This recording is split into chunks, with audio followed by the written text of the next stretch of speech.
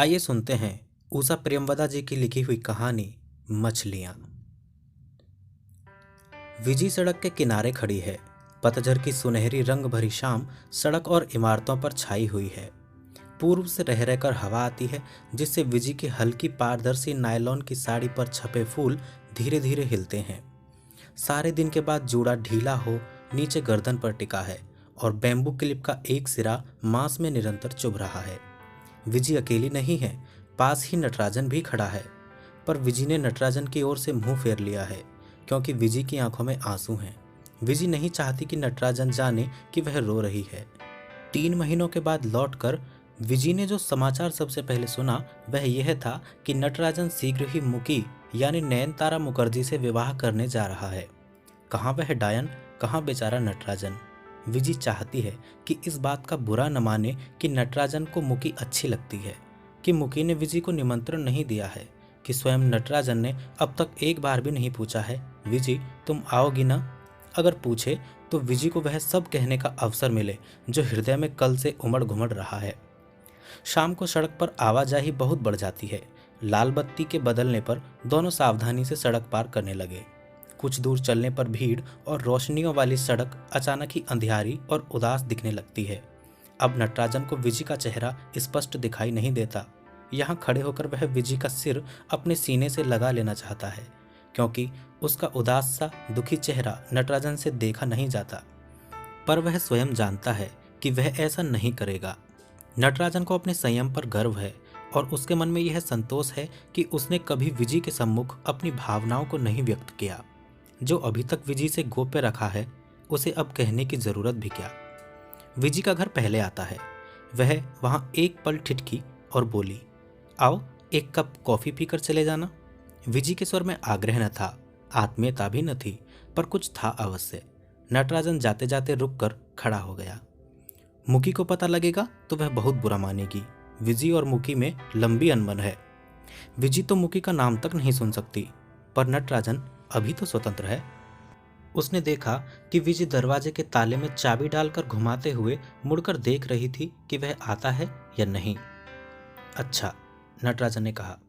विजी ने दरवाजा खोला, अंदर जाकर बत्ती जलाई। आओ, अपने पर्स को मेज पर रखते हुए विजी ने कहा। नटराजन ने कमरे के मध्य में खड़े होकर चारों ओर नजर दौड़ाई। दीवार पर एयर इंडिया का पुराना कैलेंडर, मैक्सिकन बास्केट के शेड वाला लंबा लैंप, सोफे पर छींट का वही खोल। चाय पियोगे या कॉफी? विजी ने पूछा और उत्तर की आशा में विमनस्क भाव से खड़ी रही। कॉफी हो तो कॉफी, नहीं तो एक गिलास पानी से काम चलेगा। लगता है कि मीठा बोलना भूल गए हो। कौन, मैं कि तुम?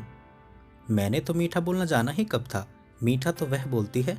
विजी ने कहते कहते अपने को रोक लिया और रसोई की ओर चली गई। कमरे से रसोई का दरवाजा दिखता है। नटराजन ने कुर्सी से थोड़ा सा आगे उठंग कर पूछा, कौन? विजी रसोई के अंदर हो गई, जिससे नटराजन को न दिख सके। तब नटराजन ने कुछ सुस्ती सी अनुभव करते हुए पैर फैलाकर सामने रखी मेज पर टिका दिए। रसोई में से पानी गिरने की झरझर आवाज आ रही थी। खिड़की के प्लास्टिक पर्दों के उस पार कुछ नहीं दिखता। अमेरिका के इस शहर में विजी नाम की लड़की के घर में अकेले बैठे नटराजन को इस समय कुछ भी असंगत नहीं लगता। वह भूल सा जाता है कि कुछ ही दिन बाद वह एक दूसरी लड़की से विवाह करने जा रहा है। जैसे उसने अपनी भावनाओं विचारों को अलग अलग कक्षों में बांट दिया है। 6 साल से वह विदेश में रहते रहते ऊब गया है, पर भारत में पसंद की नौकरी न मिलने से यहीं कुछ वर्ष और रहना होगा। उसने मुकी से विवाह करने का निश्चय बहुत ठंडे दिमाग से सोचने विचारने के बाद किया है। मुकी उसे कुछ मायनों में अच्छी लगती है। मुकी के मन में नटराजन के लिए आदर है। दोनों जानते हैं कि विवाह का दायित्व वे अच्छी तरह से निभा सकेंगे, पर यह सब विजी को कैसे समझाया जाए। कमरे में घी गर्म किए जाने की सुगंध भर उठी, फिर ढेर सी प्याज मक्खन में छोड़ दी गई। विजी, क्या बना रही हो? नटराजन ने आवाज ऊंची करते हुए पूछा। स्टेनलेस स्टील की कलछी हाथ में पकड़े विजी ने रसोई से थोड़ा सा इधर आकर कहा, यूं ही कुछ थोड़ा सा। कितनी बार बताया कि पहले सरसों के दाने चटका लिया करो, प्याज डालने से वह ठीक से नहीं चटकते। नटराजन कहते कहते कुर्सी से थोड़ा उठा, फिर बैठ गया। आज वह विजी का अतिथि है। रसोई में जाकर बीच में अड़ंगा लगाना उसके लिए शोभा नहीं देता है। वे दिन नहीं है जबकि अपार्टमेंट मनीष और नटराजन का था और रसोई में उसका आधिपत्य था। मनीष को दक्षिणी भोजन अच्छा लगता है, यह जानकर विजी ने उत्साह से नटराजन की शिष्या बनना स्वीकार कर लिया था। विजी ने कैसे पूर्ण रूप से मनीष की रुचियों के अनुसार ढलना आरंभ कर दिया।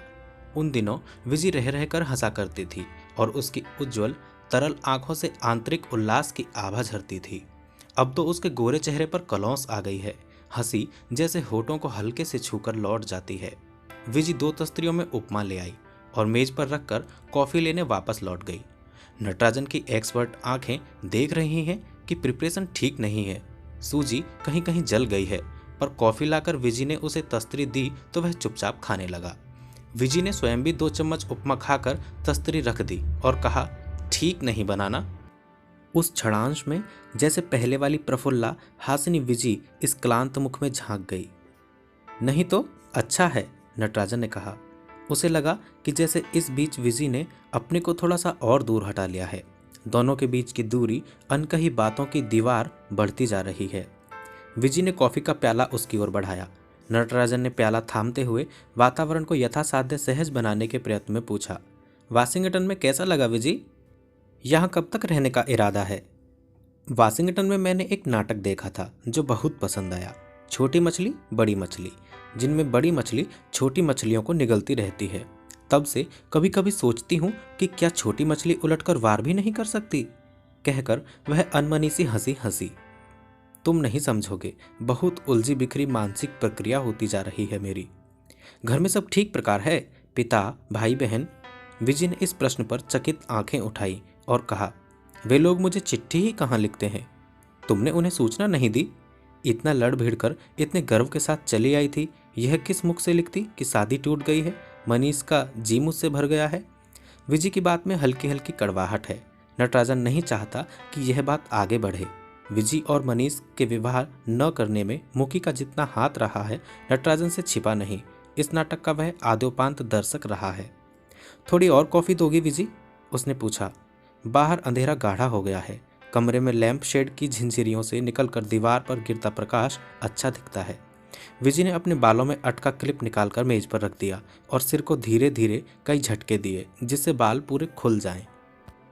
और तुम कैसे हो? ठीक हूँ। और तुमने समाचार तो सुना ही होगा? नटराजन ने हल्के से पूछा, पर झगड़ने का मूड अब विजय पर नहीं था। वह एकाएक असीम थकान से भर उठी। दाईं बाह फैलाकर उसने सोफे पर टिका दी। हाँ। विजय के स्वर से नटराजन को कुछ अंदाज न हुआ कि विजय की प्रतिक्रिया क्या है, पर विजय ने सायास आंखें पूरी खोलकर पूछा, अच्छा नटराजन, तुम्हें वह बहुत पसंद है? बहुत अच्छी लगती है, उसके बिना रह नहीं सकते? नटराजन चौंक गया। एकाएक कुछ उत्तर न दे पाकर वह विजय को देखता रह गया। जानती हूँ, विजय ने कहा।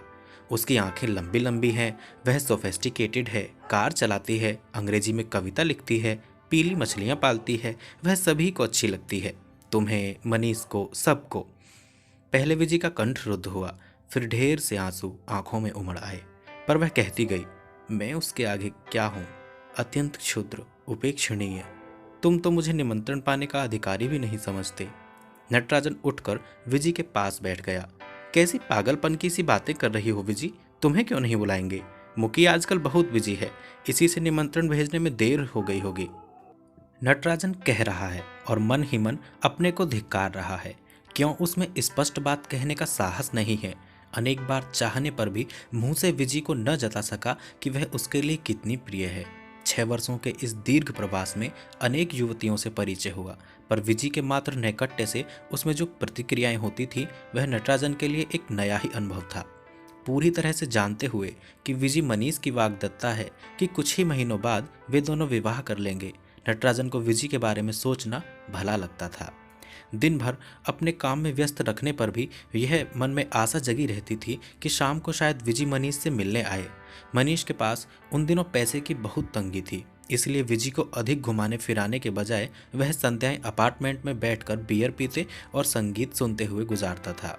विजय इधर उधर अत्यंत उदास भाव से मंडराती थी और नटराजन दोनों के अकेलेपन में बाधक न बन अपने कमरे में लेटा पुस्तक पढ़ता हुआ दीवार के उस पार विजय की हंसी सुना करता था और एक सुगंध सी कमरे में छाई रहती थी। पर वे दिन अब नहीं है। नटराजन अब बैठकर उन खोए दिनों की याद में सिर नहीं धुनेगा। अगले सप्ताह वह नयनतारा मुखर्जी नाम की एक सोफेस्टिकेटेड लड़की से शादी करेगा। मनीष और विजी के साथ जिस दायरे में घिर गया था उसे काट फेंकेगा। मुकी फाइन आर्ट्स की छात्रा है।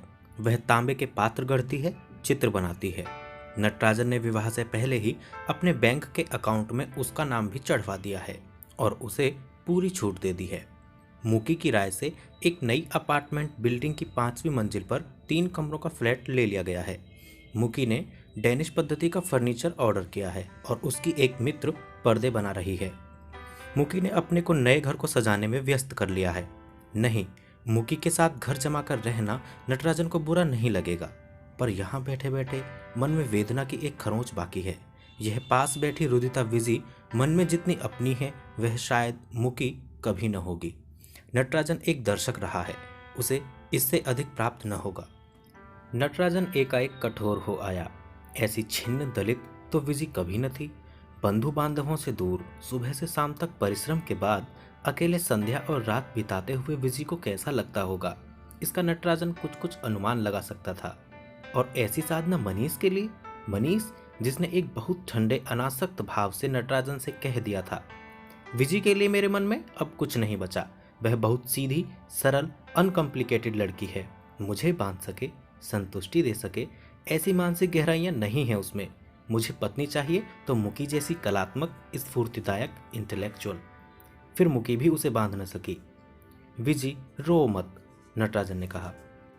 कितना चाहती हूँ कि कठोर बनूं, पर फिर न जाने क्यों बहुत दुर्बल हो आती हूँ और आंसू नहीं रुकते। विजी तुम अब भी? हाँ नटराजन, मनीष कहा करता था कि प्यार चुक जाता है, भावनाएं मर जाती हैं। अक्सर सोचती हूँ कि मुझ में ऐसा क्यों नहीं होता, मैं क्यों निर्मम कठोर नहीं हो पाती।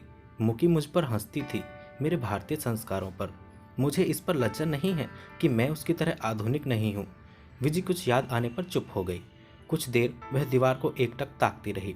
फिर उसने आंखें पोंछकर झेंपी सी मुस्कान होठों पर लाकर कहा, न जाने क्यों तुम्हें सम्मुख पाकर मैं बिखरने लगती हूँ। जो कुछ मन की तहों में छिपा छिपा कर रखती हूँ, तुम्हारे आगे चीख चीख कर कहना चाहती हूँ। वहां अधिक बैठे रहना नटराजन को असहनीय प्रतीत होने लगा। वह उठ खड़ा हुआ और कुर्सी पर पड़ा अपना कोट पहनते हुए कुछ तल्खी से बोला, इसकी चिंता न करो विजी, मैं हमेशा हर एक की बात सुनने को उद्धत हूँ।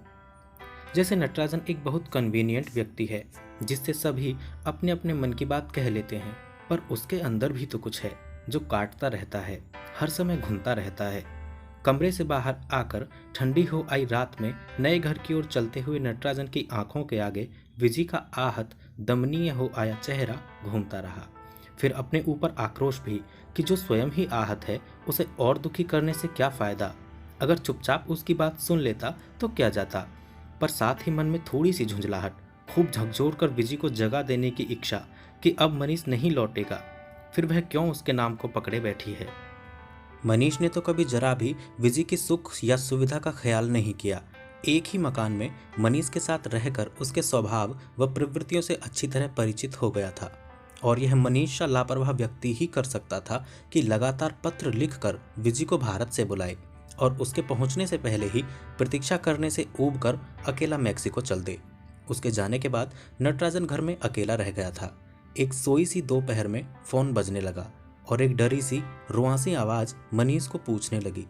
मनीष को अब भी अनेक आवाजें पूछा करती थी। इस बार जो कुछ नटराजन ने सुना उससे वह कुछ क्षण स्तब्ध बैठा रह गया। फिर जल्दी जल्दी कपड़े बदल गराज से कार निकालकर एयरपोर्ट की ओर जाते हुए नटराजन को लगता रहा कि कहीं कुछ गड़बड़ी है। मनीष की मंगेतर भारत में है, दोनों की कॉलेज से मैत्री रही है, उसे यह मालूम था, पर वह यहाँ अचानक आ पहुंचेगी इसका उसे अनुमान भी न था। फिर मनीष की आर्थिक स्थिति भी अभी विवाह कर गृहस्थी बसाने की न थी। एयरपोर्ट पहुंचकर नटराजन ने लाउंज के द्वार पर खड़े होकर चारों ओर देखा। अलग हटकर एक कुर्सी पर बैठी विजी सहज ही दृष्टि में आ गई। पास जाकर अपना परिचय देते हुए नटराजन को विस्मय का दूसरा झटका सा लगा। जिस स्मार्ट सेट में मनीष रहता था उससे विजी भिन्न थी। उसके वस्त्र, केश विन्यास और झिझकते हुए स्वर में स्पष्ट निम्न मध्यवर्गीयता थी। नटराजन ने उससे कुछ मिनटों तक क्या बातें की यह उसे स्वयं याद नहीं, पर उसका सार यह था कि वह चिंतित न हो, नटराजन उसके रहने का प्रबंध कर देगा और शाम को वह फोन पर मनीष से बात कर ले और फिर जैसा भी कुछ निश्चय हो। यह सब कहते हुए नटराजन को गोरे चेहरे पर दो बड़ी बड़ी तरल विश्वास भरी आंखों का ही ज्ञान रहा। उसी क्षण उसके मन में उस पर छाह करने, उसे कभी कोई कष्ट न होने देने की भावना जन्म आई। विजी उसके साथ आकर कार में बैठ गई और कार जब शहर की ओर चली तो विजी अपने को संयत न कर सकी। नटराजन की ओर पीठ करते हुए वह दाईं ओर थोड़ा सा मुड़कर बैठ गई और बाहों पर सिर रखकर रोती रही। कितनी दुबली पतली असहाय सी लग रही थी तब। नटराजन के मन में मनीष के प्रति अत्यंत क्रोध उमड़ आया। बाद में जब भी विजी का पक्ष ले मनीष से लड़ा, मनीष ने विद्रूप भरी हंसी से कहा, विजी को तुम चाहते हो ना, इसी से उसका दुख तुमसे नहीं सहा जाता। मनीष के कनाडा चले जाने के बाद भी नटराजन के मन में एक बहुत छोटी सी आशा जगी थी, पर वह शीघ्र ही जान गया था कि विजी उसे सदा एक करुणामय मित्र की तरह समझती है। प्रेमी या पति वह कभी नहीं हो सकता। नया घर अभी भी तरतीब से सजा है। कमरे के बीच में कुर्सी पर मुकी बैठी है और सामने मेज पर झुकी हुई लिफाफों पर पते लिख रही है। नटराजन दरवाजे से टिककर खड़ा हो जाता है और मुकी को कुछ देर ताकता है। मुकी ने बादामी रंग की साड़ी पहन रखी है। गले में बड़े बड़े अनगढ़ मनकों की लंबी काली माला है। बिना बाहों का ब्लाउज, गोल चिकनी सांवली बाहें। नटराजन को देखकर मुकी ने कलम रख दी और हल्की सी मुस्कुराहट उसके चेहरे पर फैल गई। कमरे में बैठने को कुछ नहीं है, केवल एक कुर्सी है जिस पर मुकी बैठी है। पूरे कमरे में अंधेरा अंधेरा सा है। प्रकाश का एक वृत्त मेज पर है, लिफाफे के ऊपर। क्या अब तक लैब में थे? मुकी ने पूछा। मुकी अपेक्षाकृत मंद स्वर में बोलती है, पर वह अस्वाभाविक नहीं लगता। नटराजन आकर मेज के पास खड़ा हो गया। मुकी की आंखें सचमुच लंबी हैं। पलकों पर बरौनियां जहां उगती हैं, शायद आईलाइनर से खींची गई काली रेखा है। बरौनियां घनी हैं और आंखों पर छाया सी है। माथे से ऊपर संवारे गए बाल कानों को पूरा ढके हुए हैं। होंठ बहुत फीके गुलाबी, पर यह सब कुछ मुकी पर फबता है। मुकी के व्यक्तित्व में ठहराव है। जो कुछ वह सोचती है उसे आवेष्टित करती है। विजी की तरह तुरंत विचलित या खुली हुई नहीं है। नटराजन ने चाहा कि वह विजी और मुकी की तुलना करना छोड़ दे, पर वह ऐसी आदत बन गई है कि सहज नहीं छूटती। नटराजन ने एक निमंत्रण पत्र उठा लिया और कहा, तुमने विजय लक्ष्मी को निमंत्रण भेज दिया? उसकी आंखें मुकी के चेहरे पर स्थिर हैं, पर उसमें कोई परिवर्तन नहीं होता। अभी नहीं भेज पाई हूँ। नटराजन ने निमंत्रण पत्र लिफाफे में डालते हुए कहा, यह मैं रख ले रहा हूँ, कल दे दूंगा। मुकी ने हाथ बढ़ाया और लिफाफा नटराजन से ले लिया। तुम क्यों कष्ट करोगे, मैं ही भेज दूंगी। बात खत्म हो गई। मुकी को यह प्रसंग अच्छा लगा या नहीं, नटराजन के पास यह जानने का कोई साधन नहीं था। उसने खाली कमरे में एक चक्कर लगाया। अभी नया फर्नीचर नहीं आया है। मुकी अपने पुराने फ्लैट से थोड़ा थोड़ा सामान लाती जा रही है। शयन कक्ष में बक्स, किताबें, कैनवसें दीवार के किनारे रखी हुई हैं। रसोई घर में उपहार रूप में आया तमाम सामान इकट्ठा हो गया है। मुकी हर काम बड़ी निष्ठा और चाव से कर रही है, पर नटराजन क्यों अपने को इस उत्साह में नहीं डुबा पाता। प्यार की बातें दोनों के बीच कभी नहीं हुई, यद्यपि काफी समय दोनों ने साथ में बिताया है, घूमने फिरने, पार्टीबाजी और उत्सवों में जाने में। मुकी ने कभी न प्यार मांगा, न प्यार देने का वादा किया। जैसे दोनों ने ही सहज भाव से ग्रहण कर लिया कि विवाह के बाद सब ठीक हो जाएगा। पर अब नटराजन के मन में कुछ संशय जाग रहा है। विजी अब भी मन को बांधे हुए है। शायद मुकी भी मनीष को मिस करती हो।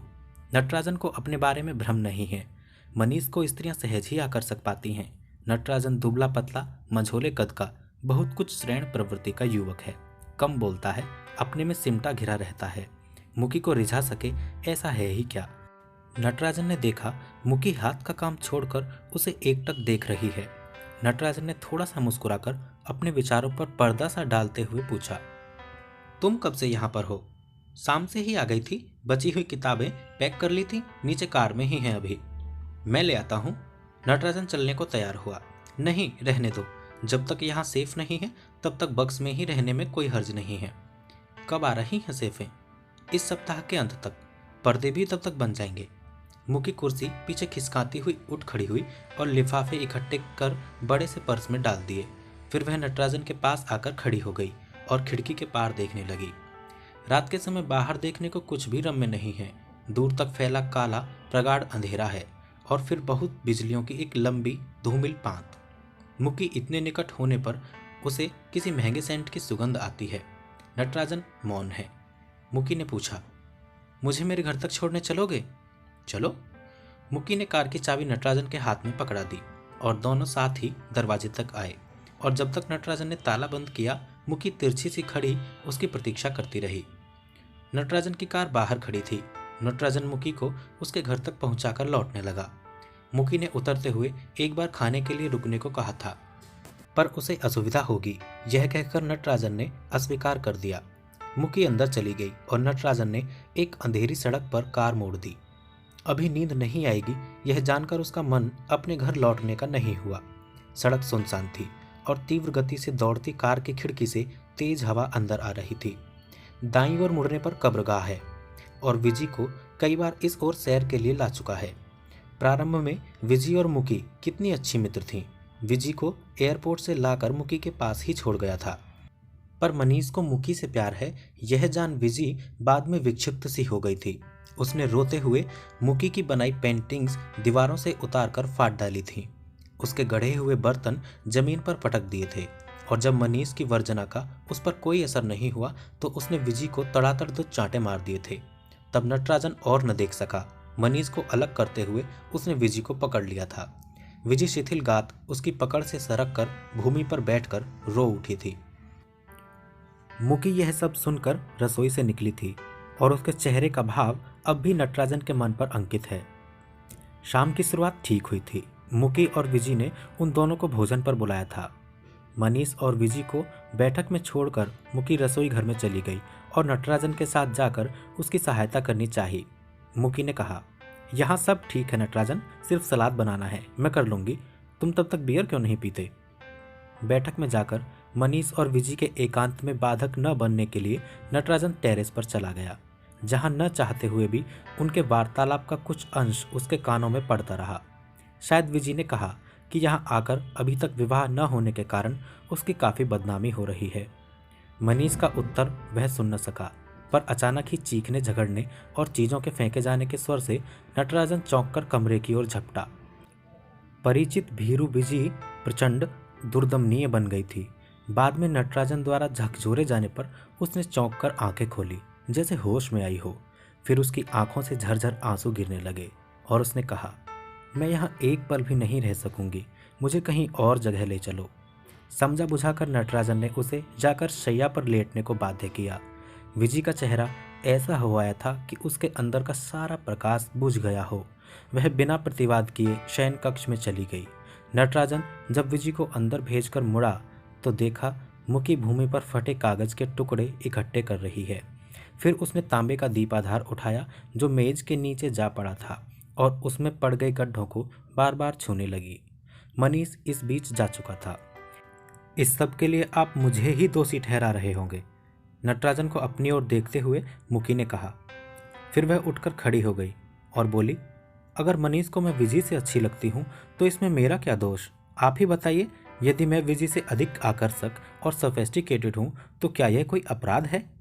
मुकी की इस बात पर नटराजन ने चकित हो उसको देखा, पर यह सब बहुत स्पष्ट 2 टूक भाव से कहा गया था। इसमें न दम्भ था न अहंकार। मुकी शायद कुछ लोगों को विजी से अच्छी लगी।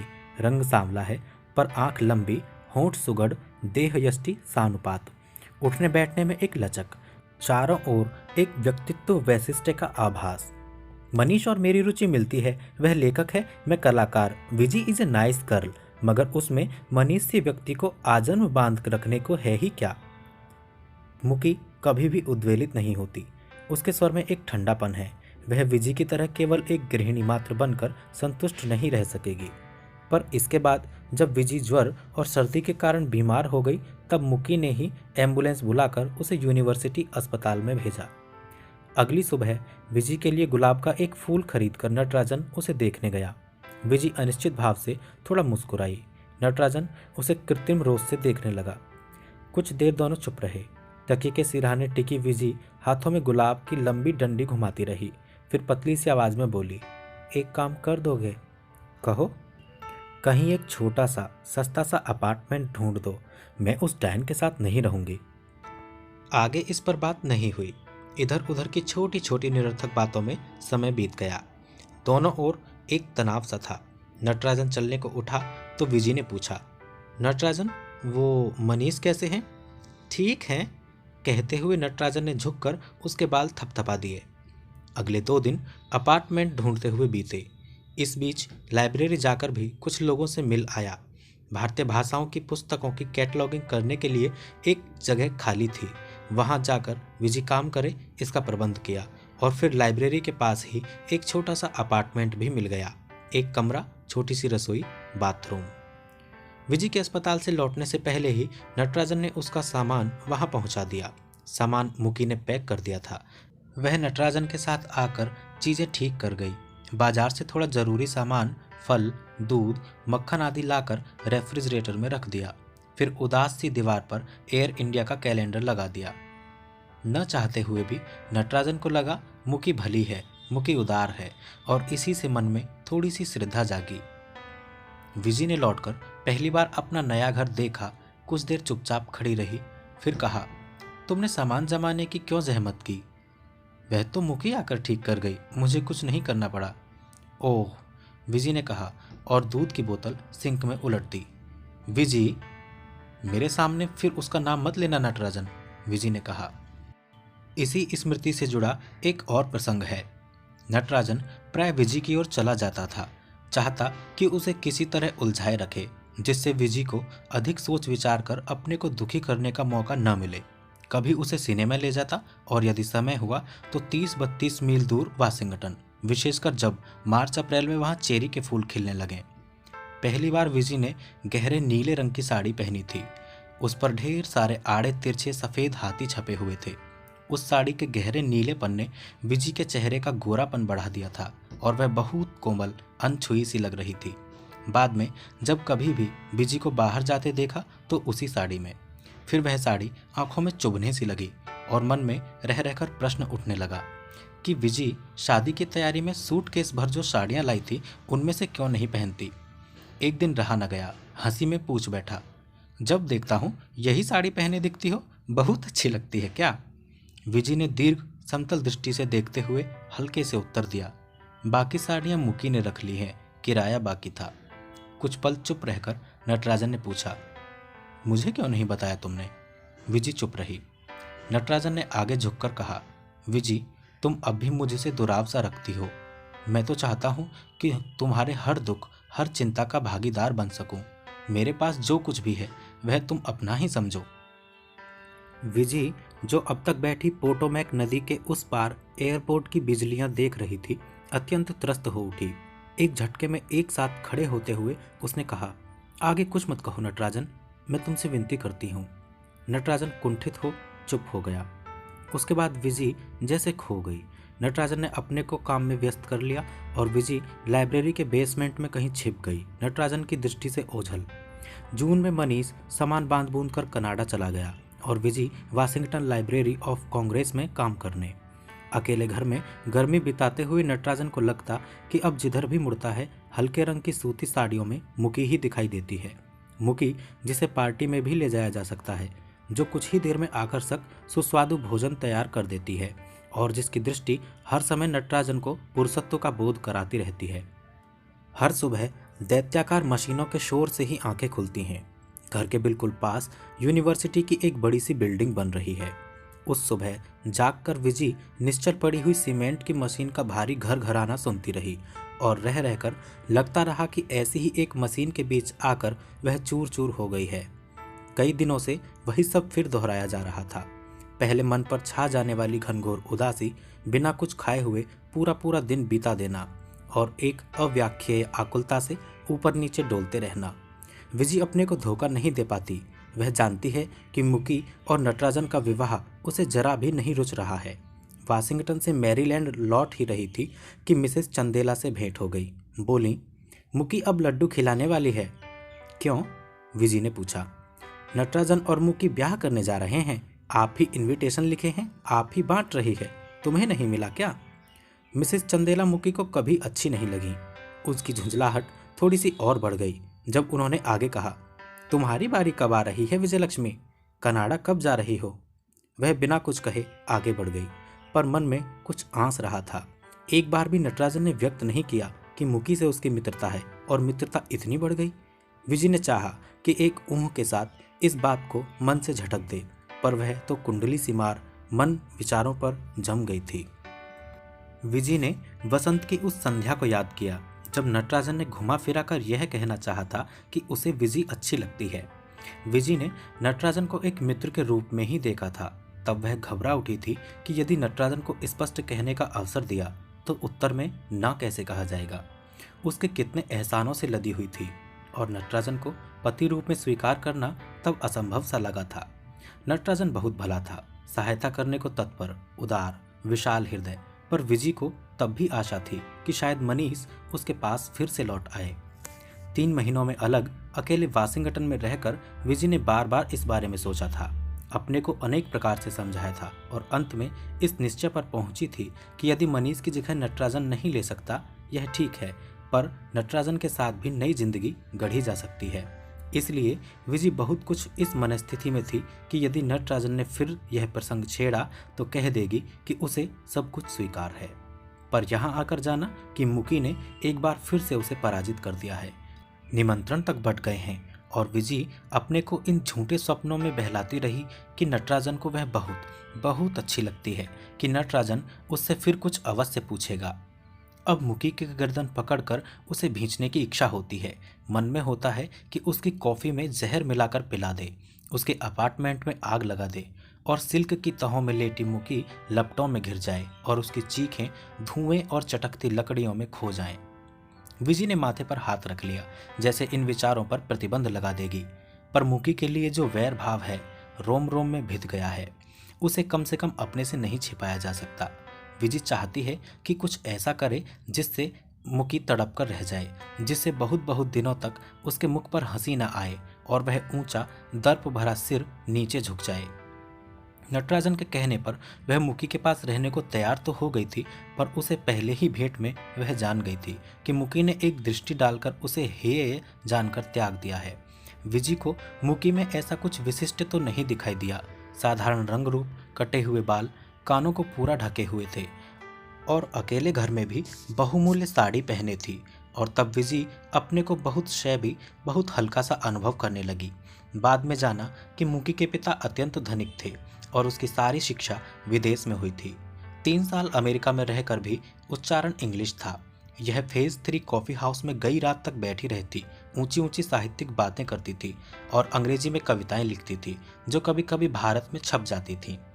विजी अपने स्वभाव के झेंपूपन पर कभी कभी लज्जित हो जाती और अपनी भारतीयता पर मुकी और उसके मित्रों के व्यंग से कभी कभी छिपकर रो लेती। वह स्मार्ट या आधुनिक नहीं है यह जानती थी, पर होती भी कैसे। बीए में पहली बार लड़कों के साथ क्लास में बैठना हुआ, तब भी सभी लड़कियां झुंड बनाकर क्लास में जातीं, साथ साथ बैठतीं और इकट्ठे ही लौट आतीं। मनीष से परिचय तो मौसी के घर हुआ और उन्होंने भी जैसे आंखें बंद कर लीं और दोनों के मिलने जुलने पर रोक न की। शायद सोचती होंगी कि मृत बहन की लड़की इसी तरह ठिकाने लगे। वैसे घर में किसी को कोई चिंता न थी। सगाई की रस्म ऐसे हुई कि न इधर से कोई आया न उधर से। मनीष के यहाँ चले आने के बाद भी पत्र व्यवहार होता रहा और 1 साल बाद अपने लौट आने के बजाय उसने विजी को बुला भेजा तो विजी ने अपनी माँ के गहने मौसी के द्वारा ही बिकवा कर आने का प्रबंध किया था। पिता नाराज हुए थे, विमाता भुनभुनाई थी, पर गहने नाना के दिए हुए थे, इसलिए किसी का वश न चला। पर यहाँ पहुँचने पर पाया कि मनीष मैक्सिको चला गया है। यह बात विजी को बहुत खटकी थी, पर करती भी क्या। उन लंबे कार्यहीन दिनों को नटराजन ने ही भर दिया था। अपनी लैब से छुट्टी पाकर रोज ही उसे सैर के लिए ले जाता। कभी कभी वाशिंगटन में पूरा दिन बीत जाता। तब मुकी ने अजीब सी बहकी बहकी बातें करनी शुरू कर दी। एक दिन बोली, मनीष लौटने पर पाएंगे कि उनकी भावी पत्नी को उनके मित्र ने हड़प लिया है। क्या? विजी ने अचकचाकर पूछा। कैसी भोली हो, उनकी आंखें नहीं देखती, तुम्हारे चेहरे से हटती नहीं हैं। नटराजन की तो लैब थी और वे थे, किसी लड़की से मतलब न था। अब रोज वाशिंगटन की सैर होती है, कभी लिंकन मेमोरियल घुमाया जा रहा है, कभी जेफरसन। मुकी उस समय कैनवास पर रंग लगा रही थी। ब्रश को थोड़ा सा हवा में उठाकर बोली, और विजी, यदि तुम्हारी जगह मैं होती तो दोनों में नटराजन को ही चुनती। 6 साल से यहाँ हैं, पीएचडी हैं, इंडिया जाकर जोरदार नौकरी मिलेगी, यहाँ भी 8,000 तो मिल रहे होंगे। मनीष के पास तो एक टटपुंजिया फेलोशिप ही है। विजी से कुछ देर कुछ भी कहते न बना। फिर उसने कहा, कैसी बातें करती हो मुकी, नटराजन मेरे लिए बड़े भाई के समान हैं, मैं उन्हें इसी दृष्टि से देखती हूँ। मुकी हंसने लगी। ब्रश रखकर उसने आगे झूल आए बालों को पीछे करते हुए कहा, तुमने भी क्या वही संकुचित गली मोहल्ले वाली बात कही? नटराजन तुम्हारे भाई कैसे हो गए? वे मैसूर के हैं, तुम पटना से आई हो। तुम में और नटराजन में केवल एक ही रिश्ता है। तुम एक सुंदर स्वस्थ युवती हो और वे एक ऐसे युवक हैं जिन्हें तुम अच्छी लगती हो। ऐसे सिचुएशन में मालूम है क्या होगा? बस मुकी, मुझे और कुछ नहीं सुनना। मुझे और मेरी मान्यताओं को तुम अलग छोड़ दो, विजी ने बुरा मानते हुए कहा। और अब यह विवाह होने जा रहा है। उसमें निश्चय ही नटराजन से अधिक उसके वेतन व भविष्य की संभावनाओं का ख्याल किया होगा मुकी ने। विजी को यह दृढ़ विश्वास है। पर दुख तो इस बात का है कि नटराजन कैसे मूड हो गया। क्या वह मुकी की असलियत नहीं जानता?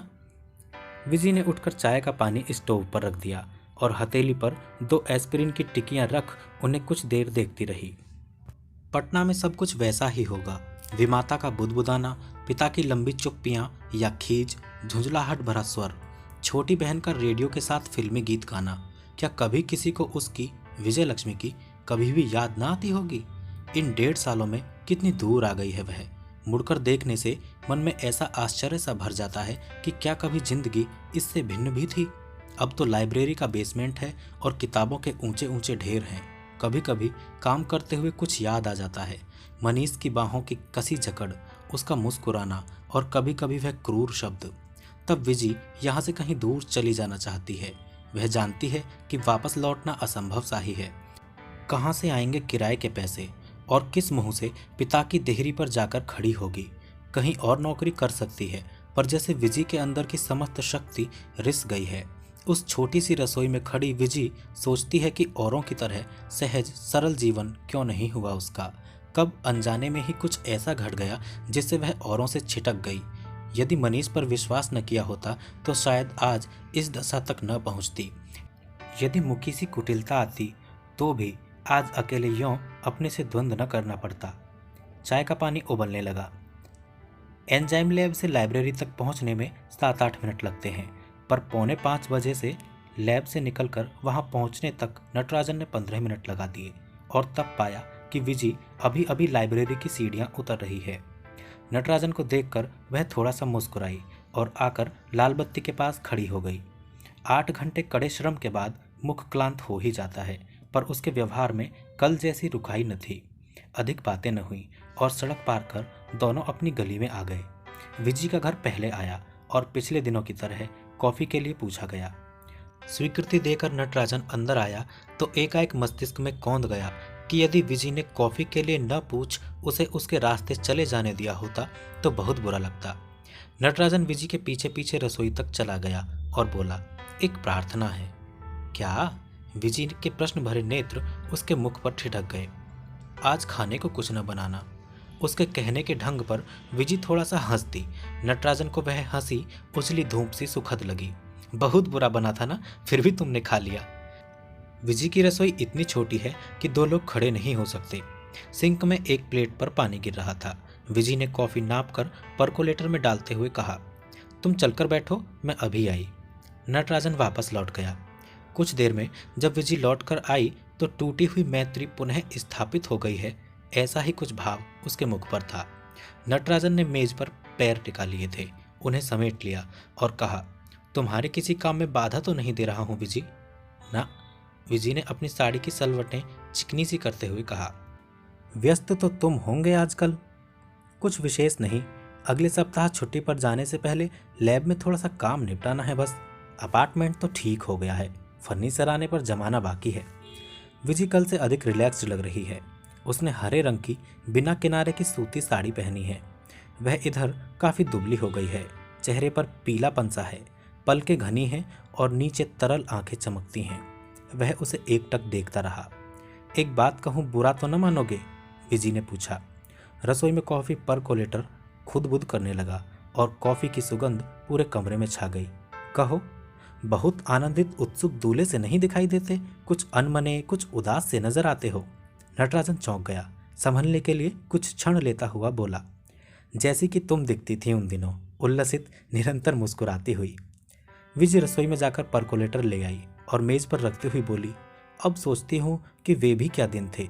कितने सपने, कितनी उमंगे, कितनी नादान, कितनी विश्वास भरी। इन 1.5 वर्षों में कितनी पक गई हूँ, जैसे 10 वर्ष जी लिए हों। तुम्हें अकेले रहना अच्छा लगता है? अकेले रहना तो नटराजन किसको अच्छा लगता है। कभी खिन्न हो जाती हूँ, कभी दीवार से सिर टकराना चाहती हूँ, कभी अपने को संभाल लेती हूँ। इसी में किसी उपलब्धि की चेष्टा करती हूँ। नटराजन को लगा विजी सचमुच बड़ी हो गई है। पहले तो वह रह रहकर हंसती थी और निरर्थक बातें करती थी। अच्छा नटराजन, तुमने बताया नहीं, तुम इस विवाह से प्रसन्न हो? पूछ तो लिया, पर उसी क्षण विजी को लगा कि इतना उद्धत व्यक्तिगत प्रश्न उसे न पूछना चाहिए। जैसे रह रहकर भूल जाती है कि नटराजन के जीवन में एक नया आयाम आ गया है। वह मुकी का पति बनने जा रहा है।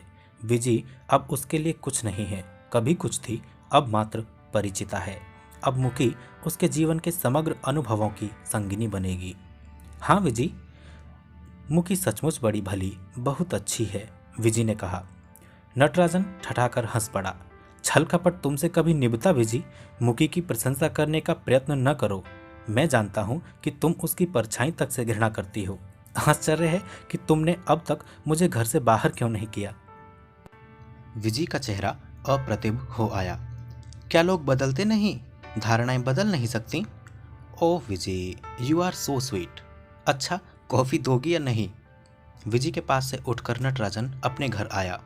अलमारी में थोड़े से आवश्यक कपड़े छोड़ उसने बाकी चीजें सूटकेस में रखी और फिर मुकी को उसके घर फोन किया। खाली घर में घंटी देर तक बजती रही। नटराजन ने जान लिया कि वह नए घर में होगी। वह लिफ्ट में ऊपर जाने की बजाय सीढ़ियां चढ़ने लगा। उसने पाया कि वह सीटी बजा रहा था। दरवाजे खटखटाने पर मुकी ने खोला। वह भी गहरे रंग की सूती साड़ी पहने थी, पर उसकी साड़ी में चौड़ा लाल बॉर्डर था जिसमें जरी के तारों का घना काम था। मैंने लैब में फ़ोन किया था पर तुम नहीं थे, मुकी ने कहा। नटराजन एक पल रुका, फिर बोला, विजय लक्ष्मी मिल गई थी, उसके साथ कॉफ़ी पीने चला गया था। मुकी दरवाजे के पास से हट गई, बोली, सेफें आ गई हैं, मैं किताबें रख रही थी। नटराजन ने कोट उतार कर कुर्सी पर डाल दिया। मुकी की दृष्टि अपने ऊपर पा उसने कोट उठाकर टांग दिया और कुछ हंसता सा बोला, अभी से डिसिप्लिन करने लगी? नटराजन का मन हल्का सा है। वह जानबूझकर नहीं सोचेगा कि इसका कारण क्या है, पर फिर भी जान रहा है कि आज विजी हंसी थी, खुली खुली थी। विजी की हंसी मन को भाती है। चाहता है कि विजी पहले की तरह हंसा करे, विजी प्रसन्न रहे। किताबों को बॉक्स से निकालकर मुकी ने फर्श पर फैला दिया था। वह उठा उठाकर नटराजन को देने लगी और नटराजन उन्हें लगाने लगा। 7 खानों की सेफ है, दीवार को पूरा ही ढक लिया है। जब सारी किताबें करीने से रख जाएंगी तो कमरा भरा भरा लगेगा। मुकी एक कपड़े से किताबों की धूल पोंछती जा रही है। तुम्हारी साड़ी धूल से अट जाएगी मुकी, लाओ मैं साफ करूंगा। पुरानी ही तो है, मुकी ने कहा। 3 खाने भर चुकने के बाद दोनों बक्सों पर बैठकर सुस्ताने लगे। कमरे में गर्मी हो रही है, बाहर थोड़ा सा टहलने चलोगे? चलो। कमरे में बत्ती जलती छोड़ दोनों बाहर निकल आए। नीचे पहुंचकर लगा कि शाम सचमुच ठंडी और मोहक है। सड़क की बत्तियां बहुत चमकीली और पेड़ चुप खामोश। नटराजन ने पूछा, कार पर थोड़े दूर चलोगी मुकी? अच्छा। नटराजन ने दरवाजा खोला और मुकी रुक गई। नटराजन बाईं सीट पर आ बैठा और कार स्टार्ट की। बिना जाने उसने कार कब्रगाह की ओर मोड़ दी। कार में मुकी के सेंट की सुगंध है। दीर्घ मौन को तोड़ते हुए नटराजन ने पूछा, मुकी, क्या तुम्हें यह सब सच लग रहा है? मुकी गर्दन मोड़ बाहर देखने लगी, जैसे इस बात का उत्तर नहीं देना चाहती। नटराजन को हरी साड़ी में लिपटी मुकी सच नहीं लगती। उसने आज तक मुकी का स्पर्श नहीं किया है। इस समय हाथ बढ़ाकर खुली बाह छूना चाहता है, जैसे यह जानने को कि क्या उसकी त्वचा उतनी ही उष्ण और चिकनी है जैसी कि मनीष कहा करता था। कुछ समय पहले तक मन में भरी हुई अनजान सी खुशी तड़क कर टूट गई। नटराजन के मन में अचरज सा भर आया कि वह बगल में इस नितांत अपरिचित को बैठा कर कहाँ और किस लिए ले जा रहा है। क्या उसके मन में मुकी के लिए सचमुच कहीं ममत्व या स्नेह छिपा है, या यह विवाह 34 साल के जीवन भर का अकेलापन दूर करने के निमित्त ही किया जा रहा है। पास बैठी नयनतारा मुखर्जी के बारे में वह क्या जानता है? नटराजन ने आकुल होकर पूछना चाहा, तुम क्या हो मुकी? तुम्हारा सत्य रूप क्या है? तुमने मुझसे विवाह करना क्यों स्वीकार किया है? क्या 27वें वर्ष में तुम्हें एक पति की कमी महसूस हुई, या मेरे लिए तुम्हारे मन में आदर के अतिरिक्त कुछ और भी है? क्या तुम वैसी ही लोभी, स्वार्थी और क्षुद्र हो जैसी कि विजी ने तुम्हें चित्रित किया? क्या तुम उतनी ही सहज प्राप्य हो जैसी अवज्ञा से मनीष कहा करता था? बी केयरफुल, मुकी ने कहा। संकरी सड़क पर सामने से एक कार आती हुई दिखाई दी और नटराजन ने अपनी कार जल्दी से बाईं ओर मोड़ दी तो कार सड़क छोड़ कंकरीली भूमि पर उतर आई। सामने वाली कार तेजी से गुजर गई। नटराजन फिर सड़क पर आ गया और कुछ देर बाद याद आया कि मुकी ने बात का कोई उत्तर नहीं दिया है। विजी न उस रात सो सकी न उससे अगली रात, और नटराजन विजी को अपनी लैब में पा चौंक उठा। हाथ का बीकर मेज पर रखकर वह लैब से बाहर निकल आया और बोला, क्यों विजी, खैरियत तो है? कुछ समय होगा तुम्हारे पास? विजी ने पूछा। हाँ, और विजी कुछ कहे इस प्रतीक्षा में खड़ा रहा। फिर बोला, आओ कॉफ़ी लाउंज में चलें, वहाँ इस समय कोई नहीं होगा। विजी चुपचाप साथ चल दी। कॉफ़ी लोगी? नहीं, कोका कोला। नटराजन ने मशीन में पैसे डालकर 2 बोतलें निकाली और फिर ढक्कन खोलकर एक विजी के आगे रख दी। मैं ज़्यादा भूमिका नहीं बांधूंगी नटराजन।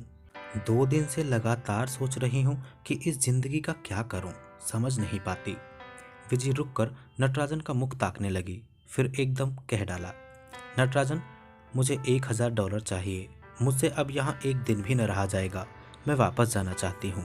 कुछ भी हो, वह अपना देश है, वे लोग मेरे अपने हैं। दे सकोगे नटराजन? विजी ने उसके चेहरे पर अपनी उत्सुकता और कातर आंखें जमा दी। तुम इतनी जल्दी कैसे जा सकोगी? मैंने पता लगा लिया है, मुझे प्लेन पर जगह मिल जाएगी। न्यूयॉर्क से लंदन?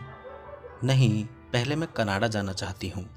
ओह, नटराजन ने कहा, मालूम नहीं कब तुम्हें यह वापस कर सकूंगी, पर मुझे और कोई उपाय नहीं दिखता। पर विजी, तुम पूरी तरह श्योर हो ना? विजी ने सिर हिलाकर जताया कि हाँ। विजी की हट नटराजन को मालूम है। नटराजन ने जेब से चेकबुक निकाली और $1500 का चेक लिख कर दे दिया। नटराजन, विजी ने कुछ कहना चाहा। अगर कुछ और ज़रूरत हो तो बताना विजी। मॉन्ट्रियल कब जाओगी? कल शाम, पर तुम एयरपोर्ट मत आना, अकेले ही जाना चाहती हूँ। पर नटराजन उसे एयरपोर्ट ले गया। विजी चुप थी। शायद वह भी वह दिन याद कर रही थी जबकि मनीष के स्थान पर नटराजन उससे यहाँ मिलने आया था। एक बात कहना चाहती हूँ नट्टू, विजी ने जहाज पर चढ़ने से कुछ क्षण पहले कहा था। मेरे प्रति बहुत अनुदार मत हो जाना, थोड़ी सी करुणा। और उसका गला भर आया। उसे पहुंचाकर लौटते हुए नटराजन को लगता रहा कि जैसे उसके जीवन में कभी न भर सकने वाले अनेक अभाव हो गए हैं। साथ ही थोड़ा सा धीरज कि हर समय विजी की उपस्थिति दंश देने को न रहेगी। फिर नटराजन को याद आया कि अब तो कुल 3 ही दिन बीच में रह गए हैं। शनिवार को कुछ मित्रों ने उसे और मुकी को भोज पर बुलाया है। रविवार को लैब के मित्र मिलकर नटराजन के लिए स्टैग पार्टी दे रहे हैं और सोमवार को 4:30 बजे सिविल सेरेमनी ही है। फिर उसी रात को प्लेन लेकर मेन चले जाएंगे और वहाँ 10 दिन बिताएंगे। मुकी के लिए उसकी माँ ने लाल बनारसी साड़ी, शंख की चूड़ियाँ और कुमकुम भेजा है, वही पहनेगी। इसी बीच फर्नीचर आ गया है, करीने से रखा भी गया है। घर भरा पूरा लगता है। रसोई अत्यंत आधुनिक है, सफ़ेद और हल्की पीली। मुकी ने 5 के 5 चमकदार स्टेनलेस स्टील के बर्तन सजा दिए हैं। रेफ्रिजरेटर में कुछ बियर की बोतलें रख दी हैं। सब कुछ साफ सुथरा, चमकता हुआ, नया। नटराजन को मन में थोड़ा सा विस्मय है। मुकी घर गृहस्थी में इतनी रुचि लेगी, इसकी उसे आशा न थी। एयरपोर्ट से नटराजन अनमने भाव से अपने फ्लैट में लौट आया। थोड़ी चीज़ें पैक करनी थी, पर उन्हें वैसा ही छोड़कर वह कमरे में बैठा रहा। विजी जाते जाते भी एक बार मनीष से मिलने का मोह न छोड़ सकी। इस भेंट से उसे थोड़ी यातना ही और मिलेगी। पर नटराजन जानता है कि विजी के अंदर एक बल का स्रोत है। टूटती है, बिखरती है, पर अपने को संभाल लेती है। नहीं तो कोई और लड़की इन परिस्थितियों में पागल हो गई होती। 7 बजे नटराजन ने उठकर स्नान किया, धुले कपड़े पहने और फिर मुकी को लेकर कहीं बाहर भोजन करने के विचार से उसकी ओर चल दिया। सोच रहा था कि संध्या के अंत तक मुकी को बता देगा कि विजी चली गई है सदा के लिए। अब उसका नाम निशान, उसकी छाया तक दोनों के बीच में न रहेगी। एक सूटकेस लेकर विजयलक्ष्मी आई थी और केवल वही लेकर लौट गई, पर साथ ही कितनी वेदना का भार भी। मुकी के घर ताला बंद था। नटराजन पैदल ही नए घर की ओर चल पड़ा, जो रंग भरे पत्ते पेड़ों पर छाए थे, जैसे 2-3 दिनों में ही झड़ गए थे और इस समय पैरों के नीचे आकर दीन आर्त स्वर कर रहे थे। और वे सारे ऊंचे पेड़ अपनी काली बाहें उठाए अपनी नग्नता में असहाय से खड़े थे। नीचे से लिफ्ट लेकर ऊपर तक पहुंचते हुए भी नटराजन यह निश्चय न कर सका कि वह मुकी को विजी के जाने का समाचार किस प्रकार देगा। कोई निकट का आत्मीय खो गया है ऐसे, या फिर ठंडे निर्विकार भाव से मुकी विजी चली गई है। अपनी चाबी से ताला खोल नटराजन ने दरवाजा अंदर ठेला। कमरे में आकर उसने पाया कि मुकी नए सोफे पर औंधी लेटी है। दाईं बाह शिथिल सी नीचे लटक रही है, बाईं को मोड़कर उस पर चेहरा गड़ाए है और उसका पूरा शरीर रह रहकर हिल रहा है। मुकी, उसने चिंतित हो आए स्वर में पुकारा। मुकी ने सिर उठाकर उसे देखा, फिर तेजी से बाईं उंगली से अंगूठी निकालकर उसकी ओर फेंकती हुई बोली, यह लो अपनी अंगूठी और चले जाओ यहाँ से, मैं तुमसे बोलना तक नहीं चाहती। इस अप्रत्याशित घटना से नटराजन कुछ क्षण स्तब्ध खड़ा रहा, फिर उसने झुककर मुकी के कंधे पकड़ लिए। क्यों मुकी, क्यों? मुकी ने उत्तर नहीं दिया। उसके शरीर में तड़पती मछली की तरह एक लहर दौड़ गई। नटराजन ने उसके कंधे छोड़कर झुककर फर्श पर गिरी हुई अंगूठी उठा ली और मुकी की बंधी मुट्ठी को खोलकर उसमें अंगूठी ठूंसता हुआ बोला, ऐसी आसानी से मुझसे छुटकारा नहीं पाओगी मुकी, मुझे बताओ ना, इतने दुख की क्या बात है? मुकी वेग से उठकर बैठ गई और सारे दिन रोने से उसकी आंखें फूलकर लाल हो आई थीं और चेहरे पर गहरी अशांति थी। मुझसे पूछते हो, क्या स्वयं नहीं जानते? मुझे तो रह रह के यही आंचता है कि तुम इतने झूठे चालबाज कैसे हो सके। पूरी गर्मी तुम वाशिंगटन उससे मिलने जाते रहे, मुझसे एक बार भी नहीं बताया। मैं यहाँ फर्नीचर ऑर्डर कर रही थी, पर्दे बना रही थी, तुम वहाँ सैर कर रहे थे। तुमसे यह किसने कहा? नटराजन ने धीर कंठ से पूछा। जाने से पहले वह बिजी मेरे पास आई थी, जिसे सदा से उसने नफरत की, उसे बताए बिना कैसे चली जाती। उसी ने बताया कि तुमने उसे $1500 दिए हैं डॉक्टर के पास जाने और इंडिया लौट जाने के लिए। पहले मैंने उस पर विश्वास नहीं किया, मुझे ख्याल भी न था कि तुम इतने आगे बढ़ जाओगे। पर आज फर्नीचर की दुकान से फ़ोन आया कि मैंने जो चेक उन्हें दिया है वह बैंक से वापस लौट आया, कि वहाँ पर्याप्त धन नहीं है। तब मुझे लगा कि मुकी का स्वर टूट गया और एक बार फिर भावनाओं की बाढ़ से उसकी आंखों में आंसू भर आए। विजी के सारे अत्याचार मैंने चुप होकर सहे।